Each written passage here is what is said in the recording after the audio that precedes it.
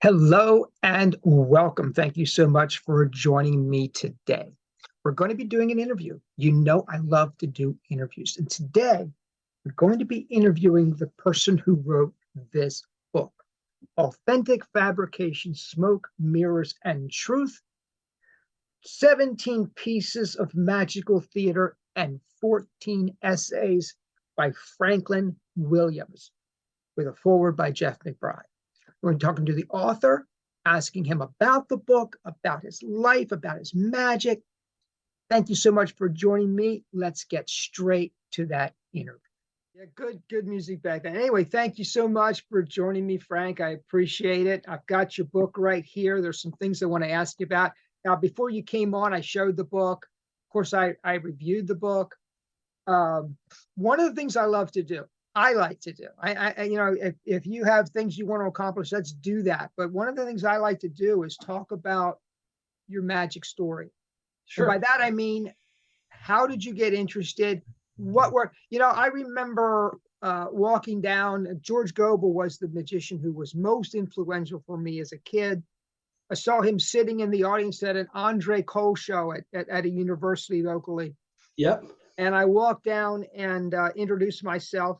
Now, we since became great friends, but I told him that I had become a magician, and he said, once the magic bug bites, it never lets go. Yes, that's true. And that, I never heard that before. Now it's kind of a cliche, but I guess the first question is, when did the magic bug bite? How did that manifest for you? What was the trajectory of your magic life? Sure. So for me, the magic bug first bit when I was about 8-ish, roughly. I mean, my mom got me a magic kit called Hat Full of Magic when I was about 4 years old. So there's pictures of me way back then with, top hat and the little wand that does the flowers and all that good stuff. And then, but it really, really didn't sink its teeth in until about 8 years old. I was at a little league, what do you call it? Little league barbecue, like a postseason barbecue, and they hired a magician, and he did the vanishing bottle and silk to egg, and I was done. I was like, yeah, I want to learn how to do this stuff.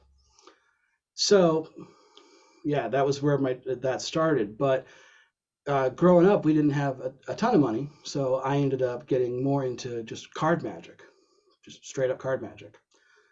And when I was about 14, I got a card book called "The World's Greatest Card Tricks" by Bob Long, I think it was.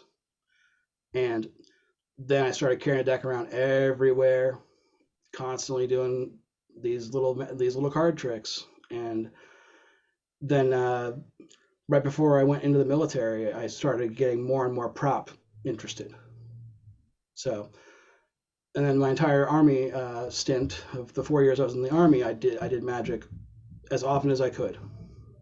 Ended up performing a lot in base talent shows, or they'd bring me in to do an officer's lunch, or any kind of family day anybody was having. They'd say, "Hey, call up Charlie Troop and see if Susanus is available to do the show." Um, yeah, and then yeah, it just really held on real tight from there. And then I became a member of the castle when I got out of the army, and my journey there was I was much more heavily into comedy card magic. So pure comedy, You're lots taking of slash. notes. I understand. Taking notes. Very cool. Yeah. So slapstick comedy, card tricks, um, and yeah, that was the journey. I worked in a magic shop for about a year as well, so I learned a lot about the other, basically anything that we sold. I had to be able to demo, so I had a chance to learn a lot of the things that I couldn't afford as a kid. You know? Wow. Yeah. Let me go back to a couple of things you mentioned. Sure. Vanishing bottle Yep. and the silk to egg. Hmm. Have you continued to work with those? Have you come back to revisit those? Oh yeah, absolutely. In the book, I actually have two different versions of each of those routines, and I still do the vanishing bottle even when I do a non-storyteller show where it's, you know, I'm hired to be entertainment, pure entertainment, you know, where they're not going to necessarily want the full storyteller show. There, I still do the Vanishing Bottle as my opener, different, totally different from what's in the book, but it's more of the classic style of, you know, I've got a bottle in a bag and I'm going to wave the wand over and look, it's gone, totally gone, you know, that whole routine. And Soak to Egg, Soak to Egg, I now only do in Storyteller because I grew to have a real distaste for sucker magic effects. Yeah. Denny, you know, one of my great mentors, Denny Haney, Mm-hmm. was very much opposed to sucker effects Mm-hmm. because of the way he perceived it had an impact on the audience. I think there's a way to do a sucker effect that's not, that doesn't say to the audience, you're stupid. You Right. know, you can put that on yourself a little bit. So there's a way to do it, but yeah, Denny was ruffled by that too, and his lecture notes, which were popular before he passed, he dealt with the whole idea of sucker effects and Yep. stuff like that. Yeah. So card magic, are you still doing a lot of card magic? I really don't do as much as I used to, and I didn't realize how far I had moved away from card magic until about 2 months ago. I went to one of our magician meetings here in my area, and these guys had never seen me do cards. They had only seen me do mostly what was being worked on as a storyteller. So they did not know I did comedy. They did not know I did cards. They didn't know. So I sat down and I ended up doing some pretty, you know, heavy card magic. And one of the guys was like, "I've known you for 5 years and I did not know you did card tricks at all." I'm like, "I used to do a lot of them." So yeah, and it's not that I don't like card tricks. It's just they really don't fit into my current iteration as what my character does, except for the only card trick in my storyteller show is barely a card trick. It's the no tear card routine, which was done by Perseus Sakarmanis out of Greece. But You know, yeah. sometimes I envy you guys that are on the West Coast because you have accessibility to the Magic Castle. I've Hmm. actually never been to the Magic Castle. Oh Never. wow. Yeah. I rarely get to the West Coast. When I do, it's usually a vacation. I'm traveling somewhere, doing something, Carmel or something like that. Right. So I've never made it out to the Magic Castle. Thankfully, they broadcast a lot of their acts on YouTube, so I get to see Mhm. those acts on YouTube. Um, but no, I mean I've never been out there. What are you still a member? I presume. No, no, actually, I let my membership lapse a long time ago, um, mostly due to just the fact that I had kind of, that was about the time when I started to kind of fall out of love with magic and took that big break. So I still go quite often because I have a lot of friends who are members and I go in with them.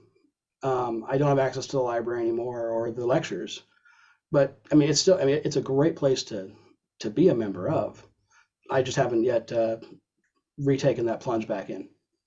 If somebody watches this, I've always thought there should be a Magic Castle East, and Hmm. there isn't, and maybe a Magic Castle Midwest. Hmm. Just a hub where magicians can gather. That used to be the magic shop, Right. but anymore there just aren't magic shops. And now Howard Katz is going to say, David, there is a local magic shop, the Magic Warehouse, and to some extent it is still a hub, but there used to be a magic shop on every corner, Hmm. and there just isn't anymore. Well, let me get to the book a little bit. There are some things I wanted to ask you about in the book, Sure. not necessarily things that you wrote here. I mean, there were lots of interesting things that you wrote, but the introduction that was done by Jeff McBride, Hmm. in the last couple of paragraphs, he refers to taking risks. Mm-hmm. And as I read through the book, one of the things that stood out to me was the emphasis on being very personal in your magic, bringing Yeah. your personal story to your magic. And Jeff addresses that a little bit here. He says, Frank takes theatrical risks and cares enough about his audience to bare his soul in front of them in the hope of telling just one person that they are not alone. Mm-hmm. Hopefully, Franklin will inspire you to take risks and tell your personal stories. Now, he goes on in this next paragraph. He says, as magicians, we have choices. We can play it safe and do tricks that get a few chuckles and wows, or we can take a risk and walk the tightrope across the chasm of our hearts. I thought that was just stunning. But it begs a question. And you, in a couple of essays in the books, you refer to what was it you called them? Copper Oh, copy fields. copy fields. Yes. Yeah. I love that. And then in another part in the book, you talked about people watching the L&L videos and doing magic straight out of the video, or they buy something and they just get it out of the case and do it exactly as it's presented. So they're not really bringing their personality to it. Mm-hmm. But both you and Jeff McBride basically say bringing your personality into your magic, putting your personal story on your magic is a risk. You're taking a risk. Can you elaborate on that a little bit? How does that feel? How does that translate? Talk about the risk element. You know what I'm asking? Yeah. The risk element really in being very vulnerable and very personal on stage is, I've noticed it's a perceived risk, because people think that if I share, for example, Dreams for Shaden, which is probably my most personal piece in the whole book, where I talk about my family's journey through my son's autism diagnosis using the thread. Several magicians told me that's a huge risk. Don't do it. You don't want your audience to feel sad. You want people to feel happy. I'm like, yes, but this is a story of hope. So yes, I'm risking being very personal with people and telling them a true story. And the reason I say it's a perceived risk is because the feedback that I've gotten from, I hate to use the term actual audiences when I'm talking about non-magicians, but laymen and actual audiences, the people that I'm performing for most of the time, I've gotten great feedback from folks on those pieces because they feel that connection to me as a person, because I'm not playing the all-powerful mage on stage who can do anything and nothing, and everything is flawless and perfect, because that's not real life, right? So there's nothing wrong with playing that character. It just didn't fit me, and I really wanted to. Most of the entertainment that I personally enjoy a lot are, I like comedies and movies that are comedic, and I like stand-up comedy, but I also really enjoy those deep stories where it's not a laugh a minute. There may not be a laugh in the entire movie or book. So yeah, I basically kind of thought, you know what, and I know I'm not the first person to really go this direction as far as treading these grounds, but I really thought, you know what, people love all kinds of movies and all kinds of books. So why does magic have to always be, I can't look, I'm a master magician, and now suddenly I can't find your card for some reason, and oh look, it's or let me make a joke at your expense as an audience member. It doesn't have to be that. So yeah. Well, that's a perfect segue. Here you have an essay. And by the way, when I read magic books these days, I am much more interested in the essays. I mean, Hmm. your magic was great, your stories were great, but you and I both know if I tried to do one of your stories, more than likely it would be inauthentic for me because I didn't write it. It's not my story. Hmm. But you certainly offer ideas and suggestions and you point the direction out of this is the way you need to go if you're going to be this kind of a performer. But here you have this essay, and the essays were stellar. I thought they were Oh, just thank one, you. all of them. And nobody wants to see that. And Hmm. you just reference that. Nobody wants to see that kind of magic. Well, I do a lot of storytelling myself, and the stories always have a personal connection. And I think, getting back to the Jesus revolution we talked about, one of the things that made a difference for them was the authenticity of the person presenting the message. And Hmm. I think the same thing holds true in magic. The more authentic we can be, the more relatable it becomes to the audience. So, yeah, they do want to see that because on that level they're relating. But you quote Max Maven, and I'm a huge Max Maven fan. I think Prism is Hmm. going to be 13 Steps to Mentalism, Animan's Practical Mental Effects. It's going to be in that class. It's going to be a classic that's going to stand the test of time. Max Maven has contributed to the art so much more than I think he's given credit for.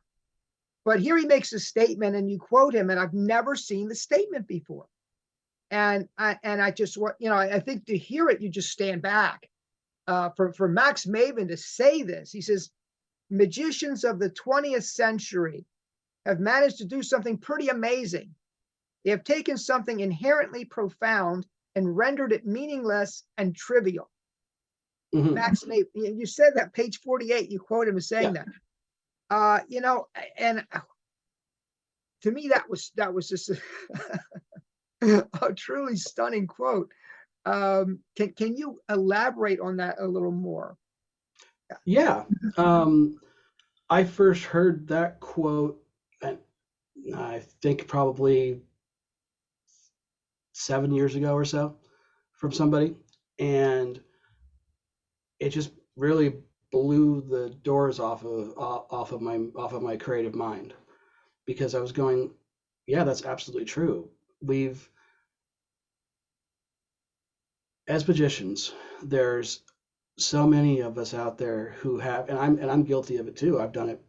I did it for a lot of years, where I would do something that should be amazing. Like let's take the classic example, the ambitious card.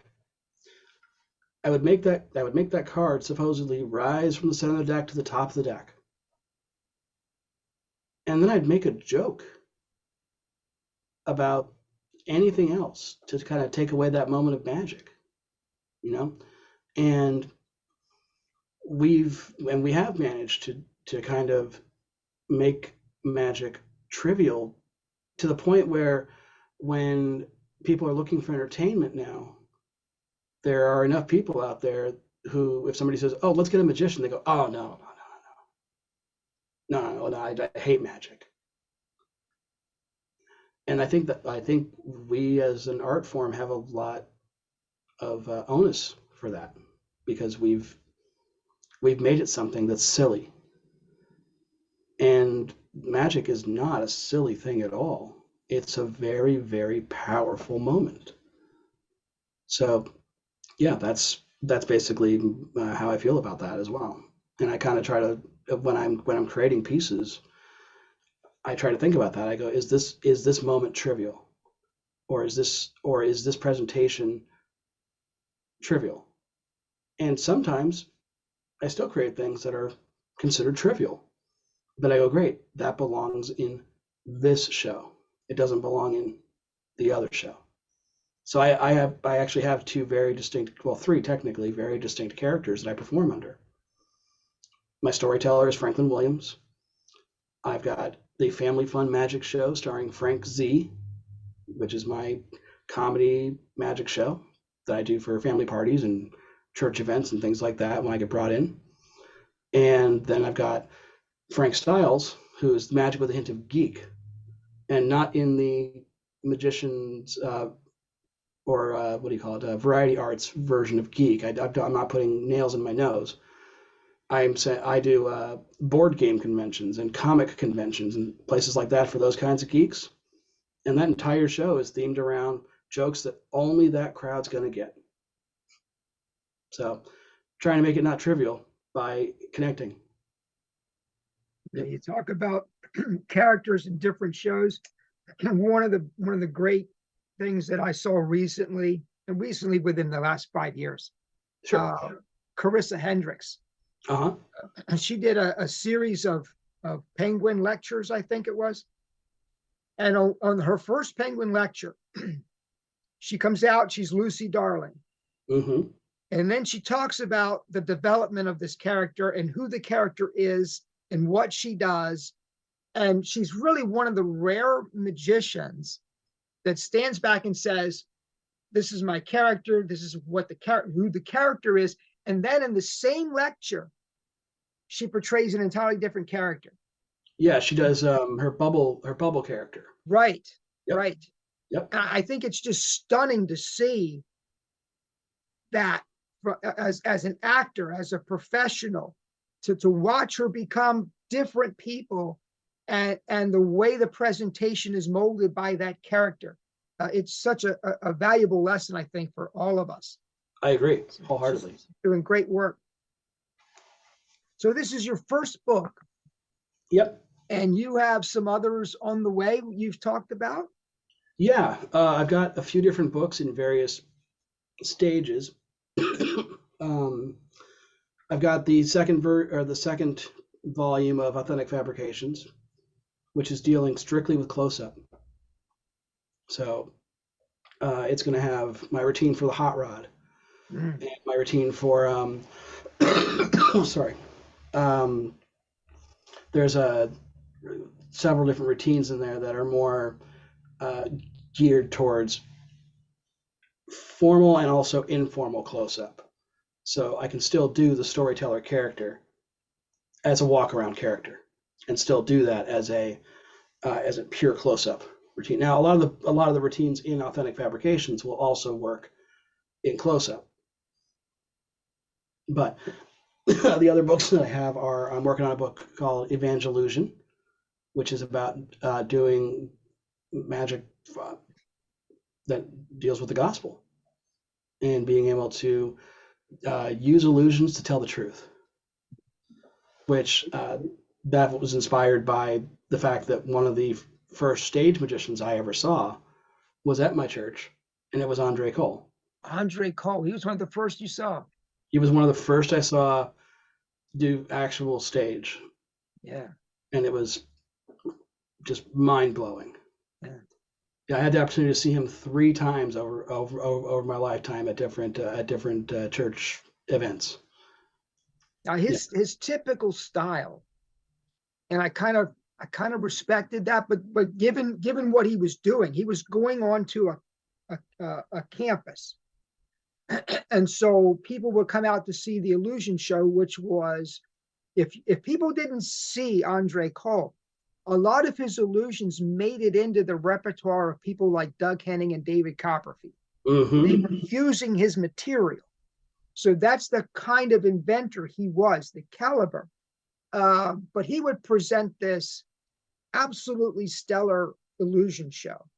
And Right. then he would say, whereas a lot of Christian magicians, just the whole thing is about the message.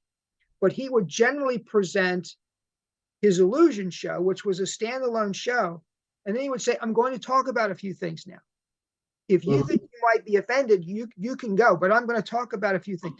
And then he would go into that part of his act and routine where he used magic to illustrate the gospel principles.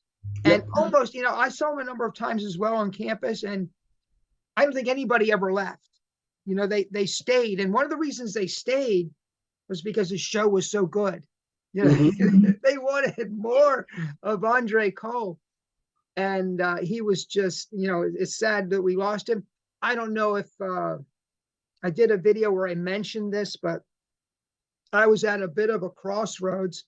I didn't know what God wanted to do with my life. I had been to seminary. I wanted to be a pastor. That didn't work for a number of reasons. I was Mhm.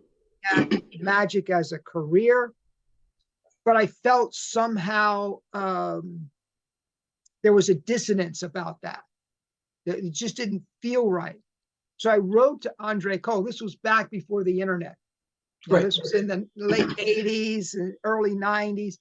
So I snail mailed Andre Cole, and he sent me back a box, and it had books in it, and it had props in it, and it had a letter that he'd written me in return, encouraging me. So he was a huge force in my life. Hmm. Yeah. But One of anyway, you've got one it. of. Oh, sorry. Go ahead. You've got a book coming out about that kind of magic. Yeah, and there's yes, most gospel performers that I've seen do exactly what you said. It's all about each effect is about the message. And then there's another gospel performer by the name of Brock Gill. He's a kind of a illusionist slash stunt guy. Um, but his show is also very much here's the magic, and now here's the other part. Here's the second half, which is where I'm gonna preach basically, or give testimony.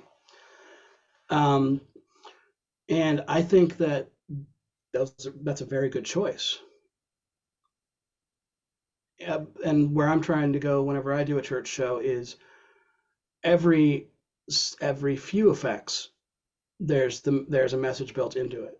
Not every single effect in the show is let me tell you about Jesus in this routine, because I think one of the problems that most gospel magic has is either people are shoehorning a trick into trying to fit a message and it doesn't work, or vice versa. So they're basically trying to put two things together that just don't work. Like there's so many times in a gospel routine where somebody will say, they'll take a playing card and say, "All right, so this card is Jesus," and then they put it in the deck and shuffle. Okay, so Jesus lost. I don't. I thought we were always able to find him. Is he lost somewhere? It doesn't really. The theme doesn't or the action doesn't match the actual where you're trying to go with it. A lot of times.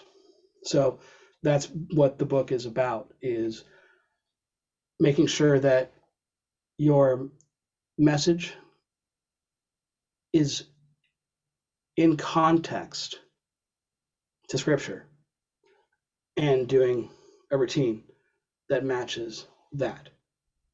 Because that's a big calling in my life as a believer. Is context is so important in Scripture, and there's so many ways to take Scripture and take it out of context and make it say whatever you want it to say, because by chapter and verse it's pretty easy to take a verse out of the middle and go, see, it's like, yeah, that starts with therefore, so you should probably look before there.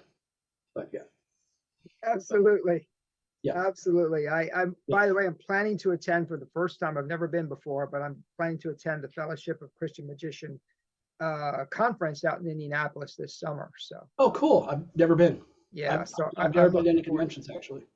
I'm Yeah. looking forward to that. So I actually paid for the price of admission is not that bad, but you got to get there, you got to stay there because it's almost a week long event. Right. So I'm really looking forward to getting out there. But to get back to some questions Yeah. here for you, Yeah. now you have a relationship with the Mystery School. Yes, absolutely. Can you talk to me about that a little bit? Yeah. That actually started when I wrote Dreams for Shaden. I sent it to two people because I was like, I think these two people are going to kind of get where I'm going and be able to kind of tell me whether or not I'm going too far on stage with this, or whether it's a good move. Because I know when I showed it to some of my magician friends locally, they were like, "Oh man, no, don't do it. No, don't do it." And I went, I really feel like I got to get some other perspective. And one of those magicians that I sent it to was Jeff McBride. I sent him the script, and he wrote back and said, "Hey, I'd love to work with you." And I started taking lessons from Jeff, and been taking at least a lesson a month with him, and I've been to master class and also an event called the Weekend of Wisdom, the Philosophers of Magic conference that they do at the Mystery School. And yeah, I mean, Jeff has really become my mentor and a friend as well. So So your class, is it generally internet? yep, Yeah, but when you went out to the, I forget what you called it, but it's basically a week residence there, yeah, it's called master class. master class. And I would, to be clear, I'm not sponsored by the Mystery School. I don't get a kickback from them because this might sound like something that would come from somebody who gets that kind of thing. I think every magician should go to masterclass at least once in their life, because there were people in this masterclass who were straight comedy magicians. There was a couple of storytellers. There was some kids magicians. There was basically every type of entertainer that you could think of who uses magic in this class. And it was phenomenal because Jeff and Larry and Tobias Beckwith were able to drill into each one of us when we would perform and knew where we were trying to go and be able to guide us successfully there by changing a line, changing us how you're standing on stage, changing something. There was always something. Even some of the performers who've been performing for decades and decades still got a lot out of it. And it's also very good because you're with a very small group and you end up forming really, really good friendships out of that. And it's so good. I would recommend it to any magician, whether you're there was one guy in the class who had been doing magic for 6 months and went to this thing. And it was so cool to watch him grow throughout the week. And it was just phenomenal. So yeah, I highly recommend Masterclass. And Yeah. also they offer all kinds of online classes as well that delve into all kinds of topics. So they have mentalism classes where they bring in master mentalists who do mentalism teaching. And then they have the busking. They have how to book more shows, how to do stage magic, how to do parlor magic, how to do comedy. It's crazy because they really go out and find some of the best to help teach this stuff. Yeah, So years ago when Denny was just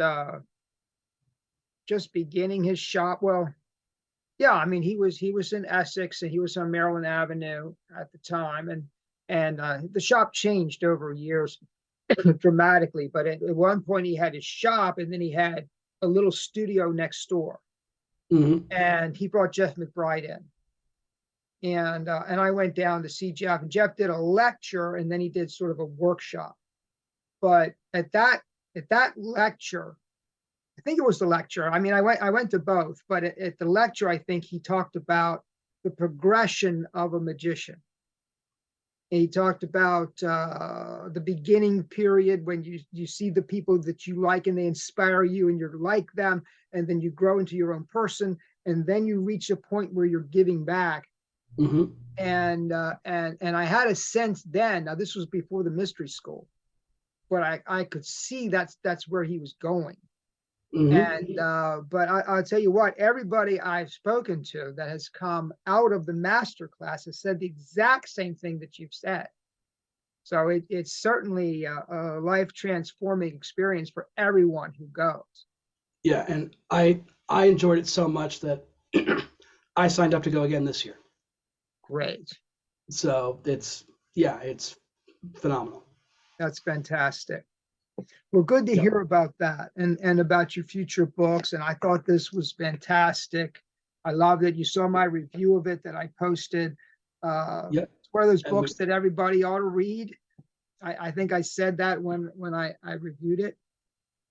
Were there any other areas that you wanted to go in? Anything else you wanted to talk about? well, one thing that's happening later on this year is I'm going to actually be putting out some effects separately as actual individual releases on my own. Nice. I'm starting up a company that's called Authentic Mysteries, and I'm going to start putting out a couple of these routine ideas that people can pick up individually, like the tiger chop cup routine. I'm going to put that out as a set because it's not easy to make if you haven't been playing with it for as long as I have. Well, And since you're going to put out your own magic, let me put a little bug in your ear. I please read do. the routine that you have in here on the, I guess it's called the ring no ring bell. Mm-hmm. So I read that routine, Yes. and I went back and I read a routine for the same prop in the Eugene Berger book. Right. So I From took Beyond. the routines, and then I contacted. There was a specific person. I don't know if I can't remember if you referred to the person in your book or I if, did not. well, I think Eugene did. Yeah, he definitely did. So I reached out to that person. He was very gracious, and he said, I don't have any bells, but I'm always looking for them, and I'll keep you on a waiting list. Well, I'm still on the waiting list. Okay. So so I mean that's a prop that I would love to get my hands on. I've got a couple of bells around here. I thought, well, maybe I can do that, but I'm, I did. no, you did. You Yeah, made one just like, I made a couple different versions of them, which this is a Dan Harlan idea for doing the bell, where you can ring it, and then at some point you can make it so it, yeah. nice, nice. And he teaches, I think he talks about that in a Penguin lecture that he did with Scott Alexander. It was one of their Christmas Penguin things. He covered that in that special. Yeah, he shows it real quick. My version's a little bit different than his. I also have the one that I use on stage. Elegant. Yeah, that one's just a. This one is a bell that I got off Amazon, and Eugene tips the method in From Beyond. So I was Oh, he if does. this you post it or not, but it's also not super easy to use. It's normally used as a prop for I can ring this bell and you can't. I forget who makes it, but it's a really cool little gimmick. But I tried using it for the haunted bell. For me, it didn't work. And that was one thing I was actually very, very keen on exploring when I wrote the book, was showing the two very different presentations for that bell. So when I do the bell for a formal close-up show, I that's not storyteller. Or if I think that this particular audience is not quite ready for questions, because that's a pretty deep routine, fairly challenging routine, then I do social skills, because everybody's got that friend online.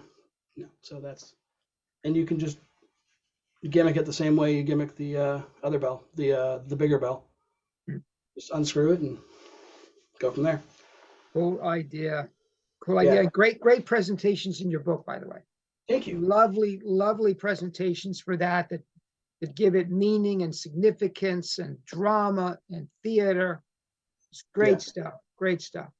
Yeah. By the way, I wanted to mention to you, if you don't mind my talking about, but you have a routine in here that deals with your son. You've already mentioned it. Yeah. I worked for, I originally I wanted to be a speaker. Mm-hmm. So back in the early 90s, I went back, got a second master's degree in an education-related field, and I wanted to do some corporate training to sort of get myself ready for that kind of a career. Sure. So I got a job with a company called Richcroft, and they were small at the time. They had 90 employees, and they needed somebody to come in and do all their training but they also needed somebody to take the HR piece. Sure. I became the human resource and training director. I was doing a Mhm. lot of speaking. I was doing a lot of training, and I ended up staying with that company for 28 years. Wow, that's 28 awesome. years. Now, the reason I mention it is the company was state funded, and we provided living assistance to people with developmental disabilities. Right. And so for 28 years, I worked in a field where we were supporting people with disabilities of all kinds, including autism. Yep. And it was it's quite an experience to work there. And I stayed there for that long a period of time because of the mission of the company and the Mhm. people I was working with. They were passionate about what they were doing. Right. They believed in giving people the best opportunity possible to live the lives of their choosing. And it was an exciting thing to do. The only reason I left, uh, well, two reasons really: that there was a changeover in upper management. The executive director retired, and they hired somebody else who had a new vision for the company. Mhm. And I used that opportunity. I wanted to give myself, before I reached the end of the road here, I wanted to give myself the chance to devote myself full time to magic and speaking and writing and those things that I really love to do. So that's what I've been doing for the last couple of years. That's Uh, great. yeah, yeah. But Yeah, I I grew up as a well, I still am, but I have a sister who has Down syndrome. So I've grown up in the special needs community my entire life. So then when we found out that Shaden is autistic, we're like, okay, if you had born in any family, this is the right one. You know?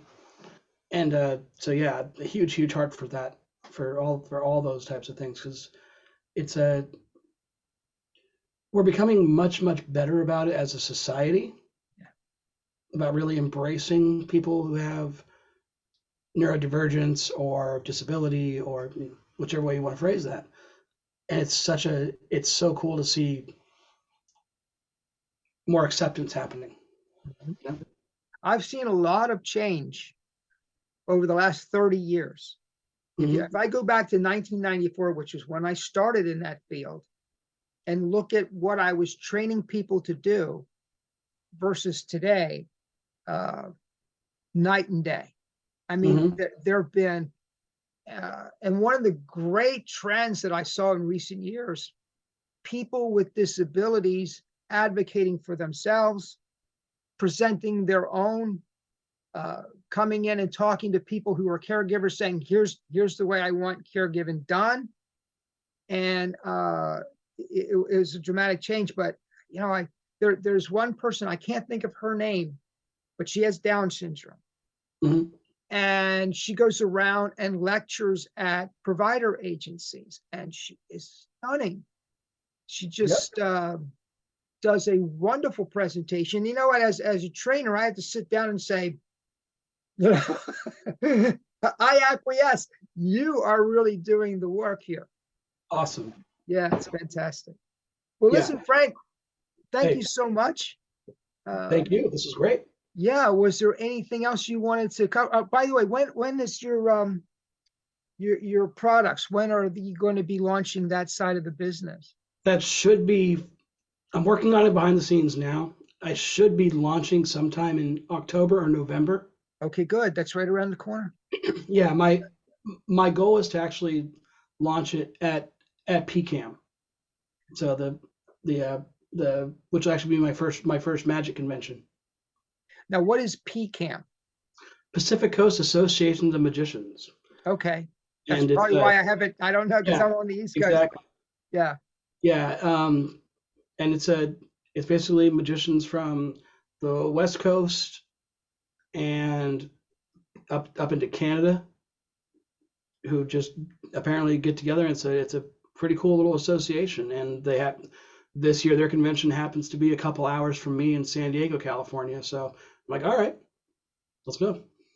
Nice. Yeah. Very nice. So you're planning to launch there. When is the convention? November 9th, I think. The week of Okay, November 9th. November 9th. Good. Yep, Good. that's the plan. Well, that's great. Listen, I appreciate that we've gotten to know each other a little bit here, Likewise. and love your book, and can't wait for the next book. And of course, I'm going to be standing in line waiting for that the gospel book too, because I just Of course. it's an area of magic that I want to do a lot more of. So Yeah. yeah, And we it's need some really good thinkers. Yeah, and I also just want to say that your channel has been instrumental in my development as a performer and as a creator and as an artist. I mean, Great. the things that you cover are just things that really need to get talked about more often. And you do it in a very, very entertaining way that doesn't like it. A lot of things that you and I both talk about, it's very easy to trickle into condescension or condescending, and you don't do that, and I don't think I do either. But it's just, yeah, it's really, really great. I love everything you're doing, man. Thank you so much. Yeah, and it's Appreciate you actually, saying that. yeah, Yeah. we're cut from very similar cloth, as you talked about in the review, to the point where I was actually on my way to becoming a pastor as well at one point, and life had other ideas, or God had other ideas. Better way to phrase that. Yes. Yeah. Yes.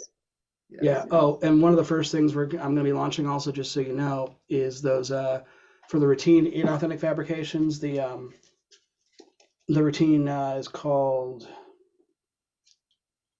Iago's, which is my wild card. Yeah. So these are the cards that are going to be getting put out there. So it's got a little logo on the back there, Nice. and they've actually got the different pizzas. Nice. Yeah.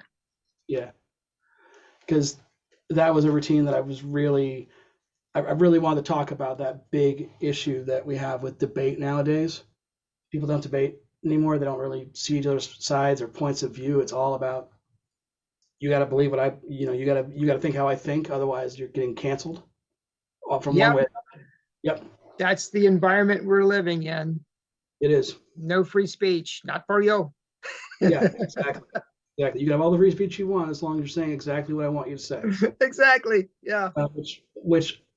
That always brings me back to that old joke that I first saw Bill Malone do, but I know it's older than him, which is having the audience raise your right hand, repeat after me. I promise never to say what other people tell me to say. And the whole audience is saying this along with you. It's like, yeah, reminds me of that. That's terrific. Yeah. Yeah, I've seen Bill Malone do that. He's a very entertaining performer. Yep. So, Frank, thank you again. I appreciate your time today. Thanks, David. Really appreciate you. All right. You take care. Have a good one, brother. Be blessed. Bye-bye.